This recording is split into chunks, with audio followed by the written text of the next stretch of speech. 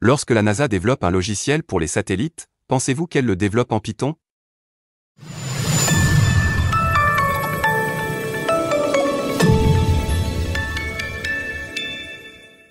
Est-ce que la NASA utilise Python pour les logiciels satellites?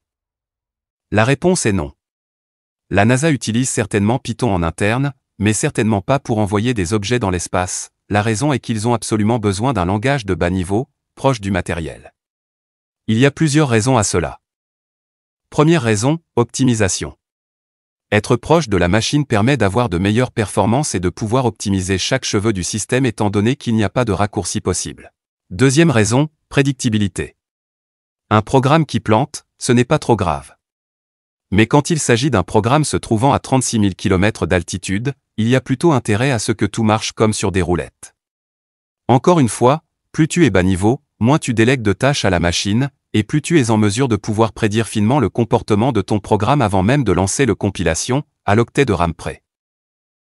Troisième raison, conditions spatiales. Dans l'espace, il y a toutes sortes d'ondes et de machins bizarres qui peuvent venir altérer l'état de ton programme.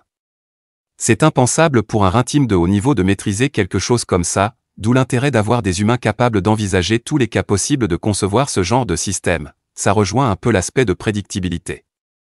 Parmi ces langages, celui qui ressort le plus est le C, mais j'entends aussi beaucoup parler du C++, l'ADA, et des variantes de l'assembleur. Pour terminer, je vous présente quelques preuves appuyant sur mes propos. Et si par hasard vous avez aimé cette vidéo, n'oubliez pas de lâcher un pouce bleu et partager. Merci et à bientôt.